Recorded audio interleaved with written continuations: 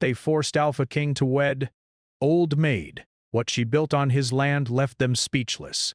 The kingdom of Valethorn had always been ruled by strength, a law older than the mountains that framed its borders. The Alpha King, Kaelin, was the fiercest among men, his name spoken with respect and fear alike. Yet even kings could not escape the careful plotting of their council, and the council had decided that Kaelin would marry. The choice was not his. The bride was not young, not famed for beauty or skill, and certainly not from a family of influence. Her name was Leora, called by whispers in the corridors the Old Maid, a woman who had been overlooked and dismissed all her life. Her family had once held modest lands, but they had been stripped of wealth and title after a scandal no one dared to speak aloud. Leora herself had spent years in quiet study, tending to small gardens and learning the ways of herbs and natural lore. She was clever, careful, and, most of all, patient. But she was also lonely. Kaelin first saw her at the castle gates, under the heavy winter sun that turned the stone walls to silver. She approached with a soft step, her dark hair braided simply, her cloak wrapped tightly against the wind. He noted her posture, upright but cautious, like a bird sizing up a predator. He felt nothing. Not awe, not desire, not anger. Just a neutral weight in his chest, the same one he felt before every battle. "This is absurd," Kaelin said when the council formally introduced her in the Grand Hall. "I am the Alpha King. My bride must strengthen the kingdom, not be overlooked."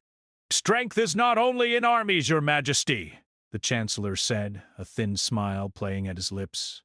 "Sometimes strength grows quietly. Sometimes it blooms in ways no one expects." Kaelin frowned. He did not trust quiet strength. He trusted steel, courage, and strategy. Leora bowed once, her hands folded neatly before her. "I am at your service, Your Majesty," she said.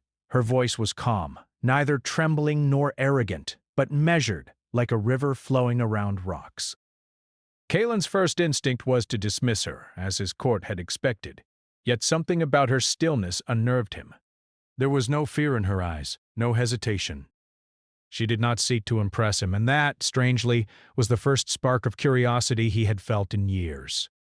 Their wedding was swift. The halls were decorated with white banners, the air fragrant with cedar and winter roses, and the people watched in polite silence. Many whispered among themselves, mocking the match, but Kaelin ignored them. He had learned long ago that the world's noise could be drowned by focus, until the quiet struck differently. On the first night in his private chambers, Kaelin found Leora tending a small herb garden in the corner. The room smelled faintly of lavender and thyme, a simple luxury among the stone walls. "You grow plants in the castle?" he asked, his tone more curious than commanding. "They survive where others would wither," she replied without looking at him. Her fingers traced a pattern along a small patch of soil, and he noticed a faint shimmer, like dew catching the moonlight, though it was daytime. "I believe in nurture, not force. Some things grow better with care than command." Kaelin's brow furrowed. "I command armies, not flowers." "And yet you do not command life," she said softly, finally meeting his eyes. There was no fear there, only the quiet certainty of someone who had lived with hardship and emerged unbroken. The king felt a stir of something unfamiliar, a mixture of frustration and fascination. She was not afraid of him, and for the first time he wondered what it might mean if someone could not be controlled. In the days that followed, Kaelin found himself noticing her more often. How she walked through the castle corridors with purpose, yet without haste. How she spoke to the servants with gentle authority, never demanding, yet always listened to. The court mocked her behind her back, calling her stubborn, boring, or foolish, but Kaelin could not see it. He saw only someone who moved through the world with calm precision, a quiet storm. One morning he followed her into the castle grounds. Snow still clung to the trees, and the wind was sharp enough to bite. Yet she was already outside, kneeling in the frozen earth, whispering words Kaelin could not understand. "What are you doing?" he asked. She looked up, cheeks flushed from the cold, and smiled faintly. helping the land awake from winter." He laughed, though it sounded strange even to his own ears. "Magic? Some call it that," she said. "Some call it care. The world listens if you speak gently enough." "I do not understand." "You will," she said, standing and brushing snow from her cloak. "If you watch and wait, not push and demand."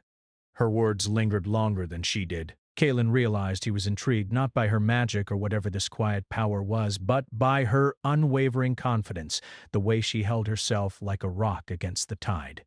It annoyed him, and yet he could not look away. The first sign of true tension came a week later. Soldiers patrolling the borders reported strange happenings. Animals had gathered unnaturally near Leora's gardens. Some trees had grown twisted overnight, branches curling in intricate, impossible patterns. When Kaelin saw it, he found himself both impressed and uneasy. "Do you see what you are doing?" he demanded, standing amid the tangled growth. "I see what I am awakening," Leora said softly. "The land responds to those who care for it." Kaelin clenched his fists. "I command lands! I command armies!"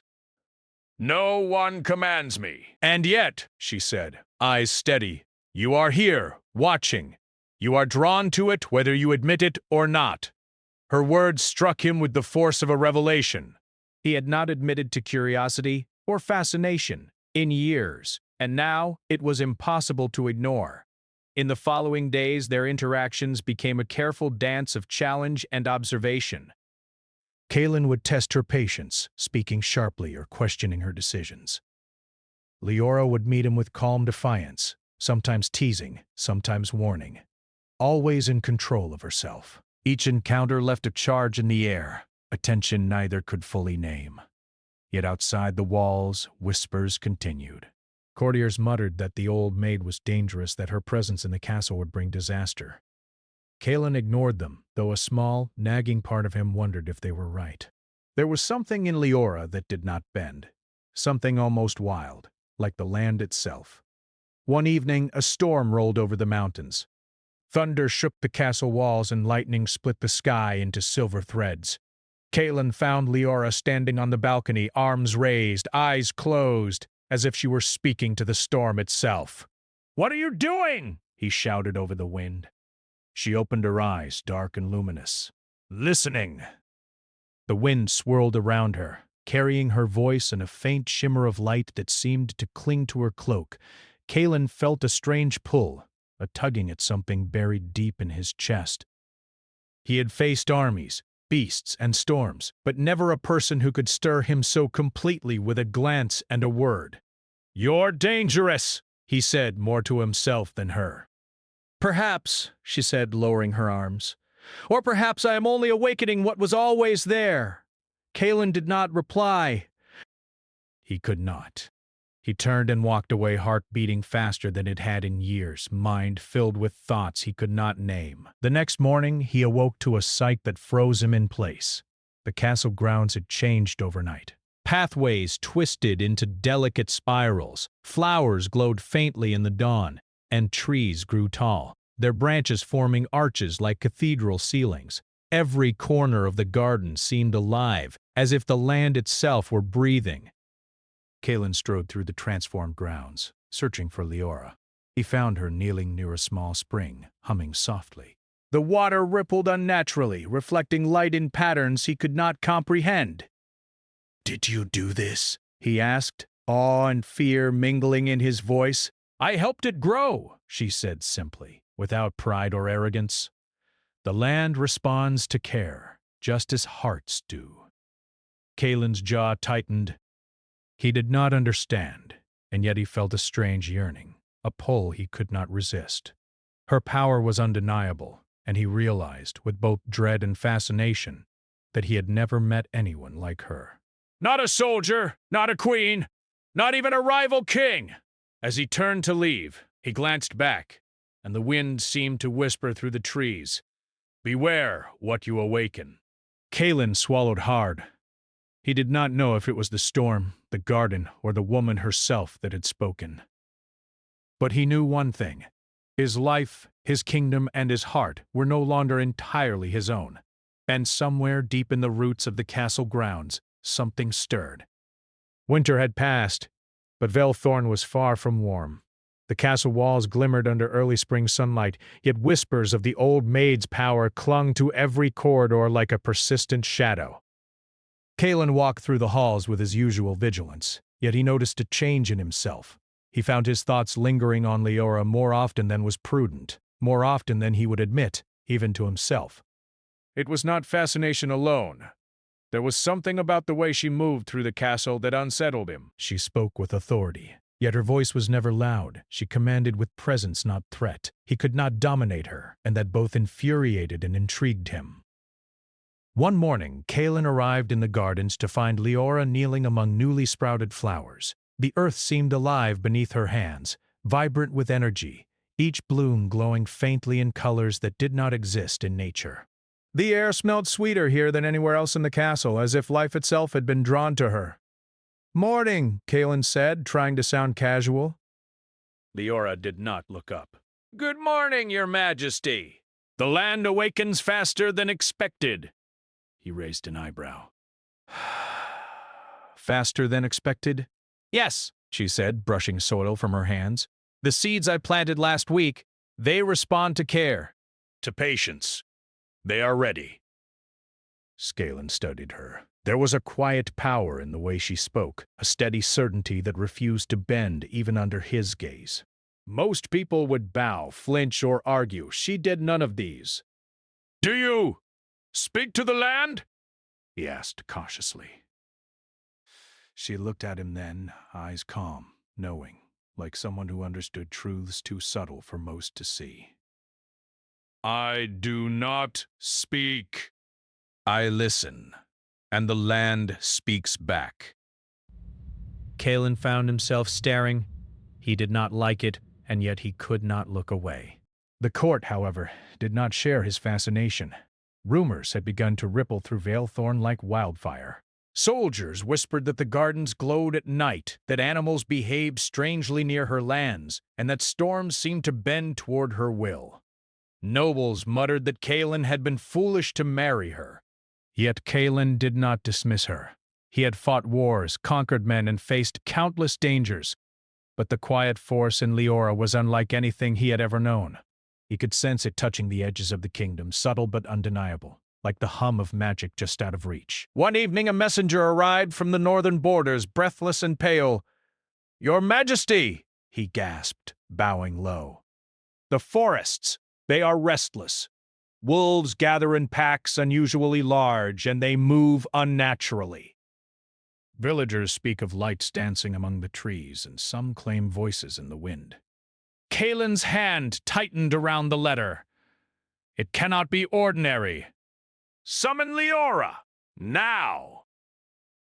She appeared within the hour, walking calmly through the castle gates as if the news did not concern her. Kaelin noted the faint shimmer that clung to her cloak, a subtle energy that seemed to ripple outward. "They are restless," Kaelin said bluntly.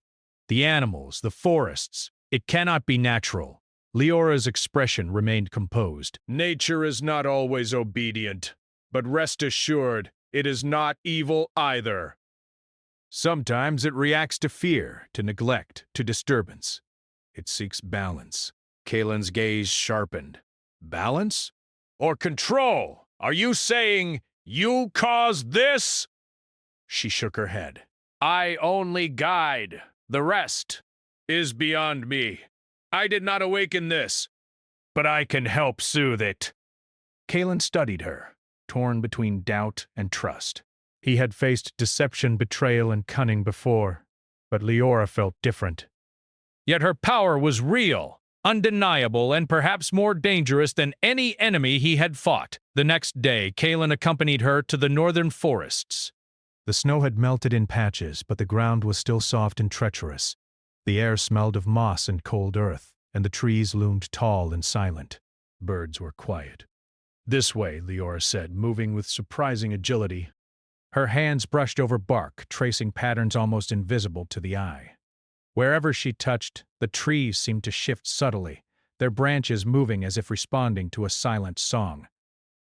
Kalen followed, sword at his side, eyes scanning for threat. Yet no threat came. Only life, restless and strange, reacted to her presence. Wolves appeared then, not hostile but cautious, circling the edge of the forest as if recognizing a higher authority. "Do you see?" she asked softly. "They do not attack. They wait. They understand that I am here to guide, not to harm." Kalen frowned, unease and wonder fighting within him. And if you weren't here, they would wander, restless. The balance would tip. Not all would survive. Not all would thrive. That is why I am here. Kalen did not respond. He had expected fear, deception, perhaps arrogance. Instead, he found her calm certainty and his own fascination growing. He felt a strange warmth in his chest, a pull he could not name. As they returned to the castle, Kalen observed her closely. Leora did not speak much of her past. She had been abandoned by family at a young age, dismissed for being defective, but she carried no bitterness, only quiet resilience. She had built her skills in isolation, mastering what others ignored. Over the following weeks, Kalen began to see the truth. Leora's strength was not in magic alone, but in patience, perception, and control. She could shape the land, soothe unrest, and influence creatures, but it was her steady heart that truly commanded attention. Kalen found himself seeking her company. At first he told himself it was curiosity, then admiration, then something more. He disliked the admission, for kings do not easily admit need. But he could not deny that when she was near, the world felt sharper, clearer, more alive. Meanwhile, Leora noticed the change in Kalen too. He had started visiting the gardens unannounced, standing at the edge of her work, observing silently. She could feel the tension coiling in him, the constant struggle between pride and fascination. She wondered how long it would take for him to understand that true power was not in dominance, but in trust. One night, as a crescent moon rose over the castle, Kalen found her alone on the balcony, gazing at the glowing gardens below. The faint shimmer of her magic traced the edges of the flowers, casting soft patterns of light that danced like stars. "You command the land with ease," he said quietly. "And yet, you are not afraid of me." Leora turned, shadows soft across her face. "Why should I fear what is honest?" Kalen stepped closer, his eyes searching hers. "I have never met anyone like you." "You unsettle me, and yet I cannot turn away." Her lips curved in a small, knowing smile. "Unsettle can be dangerous, but sometimes it is the only way to awaken truth." Thunder rumbled in the distance. Kalen glanced at the sky, uneasy. Storm clouds gathered over the mountains, and for the first time he felt vulnerable, not in body, but in mind. Leora watched him with quiet understanding, as if she could sense the storm within him as easily as the one brewing above. Before he could speak, a scream echoed from the castle gates. Kalen drew his sword instinctively, heart pounding. Leora followed without hesitation, her hands raised slightly, murmuring words Kalen did not understand. They reached the gates to find a group of villagers, pale and trembling. "The forest. It moves!" one of them gasped. "Trees! Animals! The wind! It speaks, and the wolves are angry!" Kalen's jaw tightened. "Did she do this?" a soldier demanded, pointing at Leora. Kalen did not answer. He only looked at her, and she met his gaze steadily. "I did not cause this," she said quietly. "But I can help," the villagers murmured fearfully. Soldiers gripped their weapons. Kalen felt tension coil around him like a tightening rope. He had faced armies, dragons, and rebellion, but he had never faced uncertainty like this. Leora stepped forward, her hands sweeping through the air. The wind shifted. The wolves outside the forest line calmed. The trees bent slightly, as if bowing to her will. The villagers gasped, and Kalen's chest tightened. He realized then that he was witnessing more than magic. He was witnessing power tempered with restraint, strength married to patience. And in that moment, he understood the truth he had been avoiding. He could not dominate her. He could not command her. And yet, he wanted to stand beside her, not against her. As the storm above broke, lightning splitting the sky in a brilliant arc, Kaelin knew the kingdom's peace, and perhaps his own heart, depended on understanding her, trusting her, and maybe learning from her. Yet, even as relief began to settle, Leora whispered softly, almost to herself, "The curse in my blood is waking." "And it wants more than land," Kaelin froze. His mind raced. He did not know if she meant the lands, the forests, or himself. The weight of her words settled over him, colder than the storm, yet somehow more alive. The villagers fled, the soldiers whispered uneasily, and the castle gates echoed with the distant howl of wolves. Kaelin's hand tightened on his sword. For the first time he realized that the world he ruled was larger, stranger, and more dangerous than he had ever imagined. And that the woman he had been sent to marry, the woman the kingdom had mocked, held the key to both survival and awakening. The night deepened. The wind carried faint whispers, the trees shivered, and somewhere deep in the northern forest the curse stirred. Kaelin's heart beat faster, a mixture of fear, fascination, and something he refused to name. The game had begun, and he was already lost. The castle of Velthorn stood silent beneath the heavy fog that rolled in from the northern forests. Even the usual clatter of soldiers and servants seemed hushed, as if the world itself held its breath. Kaelin paced in the royal chambers, his thoughts circling like hawks in the sky. The northern forests were restless.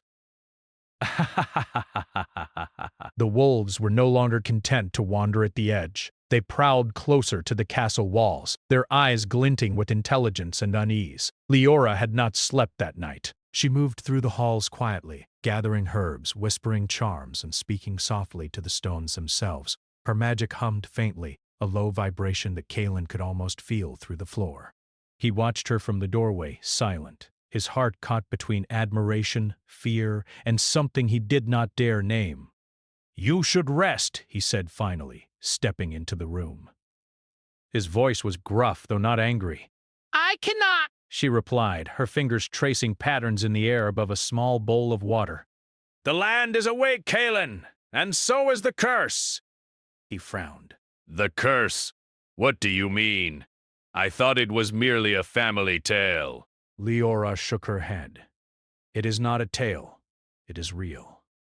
My ancestors tried to hide it, to suppress it, but blood remembers what the mind forgets. The curse does not sleep. It waits, and it hungers." Kaelin's chest tightened. "And what does it hunger for?" Her eyes were steady, unflinching. "Power, influence, life itself. If left unchecked, it will spread beyond the lands, beyond even Velthorn." Kaelin took a deep breath. He had fought dragons, armies, and rebellion, yet the thought of a force that could neither be attacked nor reasoned with unsettled him in ways no blade could fix. And yet, as he looked at her, he felt something more. She did not fear it, and she did not falter. She faced it with quiet strength. "Then we control it," he said, voice firm. "Together." Leora looked at him, a small, wary smile touching her lips. "Perhaps together. But the curse cannot be tamed with force. It responds only to trust and courage." Kaelin bristled. Kings were trained to command, not to trust blindly. Yet he could not deny that the truth of her words resonated with him. The nights he had spent watching her work, the subtle way the land itself seemed to obey her had shown him that power came in forms he had never understood. The first real sign of the curse's awakening came that very afternoon. The castle gardens, lush and vibrant only days before, began to twist unnaturally. Vines crept along walls in spirals that seemed almost deliberate. Trees bent and swayed, though there was no wind. Flowers glowed faintly, their light pulsing like a heartbeat. Even the air felt alive, humming with energy that made Kaelin's skin prickle. "They grow restless," Leora murmured, kneeling in the center of a small grove. "The land mirrors the blood. If I am not careful, the curse will consume what I cherish." Kaelin approached, every instinct urging him to intervene, to dominate, to command. But when he reached out, the ground beneath his feet shifted subtly, and he stopped. There was no malice in the change, only warning, step lightly, or risk destruction. You must be careful, he said, voice low. One wrong move and— I know, Leora said, meeting his eyes, but I cannot stop it alone. You must trust me. Kaelin's jaw tightened. Trust was not his first nature. But he saw the truth in her gaze. She was not reckless and she was not weak. He had underestimated her in the beginning, and now he understood that her power, tempered with restraint, was far greater than any army he commanded. Even as they worked to calm the unrest, rumor spread. Courtiers whispered that the old maid had brought a curse into the castle. Soldiers murmured fearfully about glowing trees, animals acting strangely, and storms forming without warning. Kaelin's advisors pressed him to exile her, to suppress the magic, but he refused. She is not the danger, he said firmly, voice echoing through the council chamber. The danger is what we fail to understand. And if we fail her, we fail ourselves. Leora overheard this from the doorway, her expression unreadable. She did not speak, but Kaelin felt her approval, a quiet affirmation that they were not alone in facing the coming storm. The nights grew longer, the magic stronger. Kaelin began to notice changes in himself. Dreams haunted him, filled with whispers and shadows, visions of forests alive with movement, and a voice that called his name in a language he could not understand. He began to question his own strength, realizing that no sword or army could protect him from forces he did not fully comprehend. One evening, a figure appeared at the castle gates, shrouded in a dark cloak. He moved with the confidence of someone who had not faced fear in decades. Kaelin's instinct screamed at him to strike, to order the figure away, but Leora stepped forward, her hands raised slightly. "Do not approach with anger," she whispered. The stranger lowered his hood, revealing a face Kaelin did not recognize but could not ignore. His eyes were sharp, calculating, and cold, yet there was a weight of knowledge behind them that demanded respect. "You are the Alpha King," the man said, voice smooth, commanding. "And you have brought her here. Do you understand what you have unleashed?" Kaelin's hand went to his sword, but Leora placed a gentle hand on his arm. "Wait," she said. "Listen." The man nodded slowly. "I am Corvain, a sorcerer once in service to Veilthorn. I have returned because the curse you harbor is awakening, and it will not stop with the land. It will seek the hearts of those around it. The kingdom itself will suffer if it is not controlled." Kaelin studied him, suspicion and anger flaring. "And you? What do you want?" "Guidance," Corvain said simply. "And to warn you, some forces cannot be fought with armies. Some must be understood, or the cost will be far greater than either of you imagine." Leora stepped closer to Kaelin. "He speaks the truth. The curse in my blood is older than the kingdom itself. It cannot be destroyed. Only balanced, nurtured, guided." Kaelin's mind raced. He had faced invaders, storms, and beasts, but he had never felt so powerless. Not because he lacked strength, but because he lacked understanding.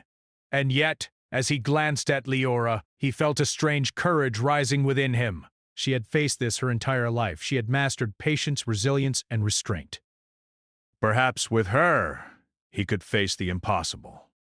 Over the following days, Kaelin and Leora worked together to contain the curse. The forests were calmed with whispered words and careful gestures. Wolves returned to their dens, streams flowed smoothly again, and the castle grounds stabilized, yet the sense of unease never fully left. Kaelin realized that even as they controlled the outward manifestations, the curse stirred deeper in ways they could not see. Their bond grew stronger during these trials. Kaelin began to understand that Leora's strength was not just magic, it was courage, patience, and unwavering resolve. Leora, in turn, saw in Kaelin not just a king, but a man capable of loyalty, respect, and even love. They began to trust one another in ways neither had expected. One night, as they stood on the balcony overlooking the gardens, Kaelin spoke softly. "I thought I ruled this kingdom with all its power. But I was wrong. There is more here than armies, walls, or laws. There is life. And you. Leora looked at him, her eyes reflecting the faint glow of the enchanted gardens. I never asked for a husband, she said, voice quiet but steady. I wanted a life, a purpose, a chance to awaken what had been sleeping for too long. Kaelin reached for her hand, hesitating only a moment before he touched hers. The warmth from her fingers flowed into him like sunlight breaking through storm clouds. For the first time in years, he felt unguarded, open, connected. And yet the peace was not to last. The castle bells rang suddenly, sharp and urgent. A rider, covered in mud and blood, crashed through the gates. Soldiers rushed forward to restrain him, but Kaelin waved them back. The rider's eyes were wild with fear. Your Majesty! He gasped. The northern villages, they are under attack! Fires! Creatures! The land itself seems against us! Kaelin's heart froze. He looked at Leora, whose face remained calm, though her eyes darkened. The curse in her blood was waking faster than either of them had imagined. And now it was reaching beyond the castle, touching lives, threatening the kingdom itself. Leora's voice trembled slightly for the first time. This is only the beginning. The curse! It wants more than land. It wants life. It wants influence. It wants to be recognized. And it has begun. Kaelin gripped her hand tightly. Then we face it together, he said, determination hardening in his chest. Whatever comes, we face it, side by side. The wind howled through the castle walls, carrying whispers from the northern forests, and somewhere, deep among the trees, a shadow moved, watching, waiting, and smiling. The kingdom was on the brink, the curse was awakening, and Kaelin realized that the life he had known was gone. The woman he had once dismissed as an old maid held the power to save or destroy them all. And the storm, the real storm, had not yet arrived. The northern villages were in chaos. Smoke rose from scattered homes, fields were overrun with twisted vines, and wolves roamed unchecked through the forests, their eyes reflecting the unnatural glow of the curse. The people of Valethorn trembled, unsure if the kingdom's power could contain the rising storm. Kaelin rode through the castle gates with purpose, his armor catching the pale light of dawn. Beside him rode Leora, moving with quiet confidence, her cloak brushing the wind. The air around her shimmered faintly, and Kaelin felt the pull of her presence more strongly than ever. It was not magic alone, it was strength, courage, and the resolve of someone who had endured isolation and betrayal and emerged unbroken. The villages are in danger, Kaelin said, voice tight with urgency. We must act now, or all we've built will be lost. Leora's eyes softened for a moment as she looked at him. I know, she said, and we will save them, together. Kaelin felt his chest tighten. He had faced countless battles, but none like this. Not because the enemy was stronger, but because this force was alive, unpredictable, and woven into the very land they sought to protect. They arrived at the northern villages, and the sight was worse than either had imagined. Flames licked the edges of thatched roofs. Trees had grown thick and wild, their branches twisting into shapes that blocked paths and trapped villagers. Wolves prowled near the outskirts, restless and growling, eyes bright with unnatural energy. Kaelin dismounted, sword in hand, scanning the scene. We split up, he said. I'll secure the villagers. You deal with the land. Leora shook her head. No. We do this together. We cannot separate strength from control. Kaelin hesitated, then nodded. Her presence calmed him in a way nothing else could. Side by side, they moved forward, the tension between them electrifying. As they advanced, Leora knelt and placed her hands on the ground. Her whispers flowed like water, her voice rising and falling in rhythm with the earth itself. Slowly, the twisted vines began to soften, their grip on the villagers loosening. Wolves stopped their growls, tilting their heads as if listening. Kaelin watched, astonished. He had known she was powerful, but seeing her calm life itself was beyond anything he had expected. Kaelin, she said softly, Feel the rhythm of the land. Not as a king, but as part of it. He took a deep breath, closing his eyes for a moment, listening. The wind carried her words, the murmur of the forests, the faint pulse of energy flowing through the soil. For the first time, he felt connected to the world in a way he never had. His instincts, his pride, his training, all seemed to melt, replaced with awareness, understanding, trust. The land began to respond. Vines retracted gently, trees straightened, and the glow in the flowers dimmed to soft luminescence.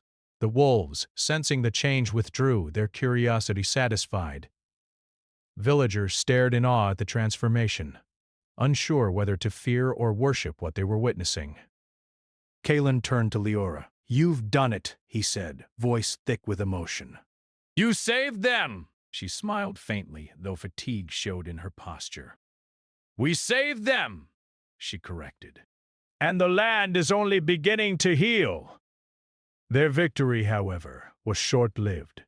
From the edge of the forest, a shadowy figure emerged, the sorcerer Corvain, eyes gleaming with cold calculation. He had followed them, unseen until now, drawn by the surge of power. "You think you understand," he said, voice sharp as steel. You think you can control what even the strongest cannot. But the curse is older than Valethorn, older than your family, older than your king. It does not bend to love or courage. Galen stepped forward, sword ready, though his hand shook slightly. Step away from the villagers, Corvain. Whatever your intentions, this ends now.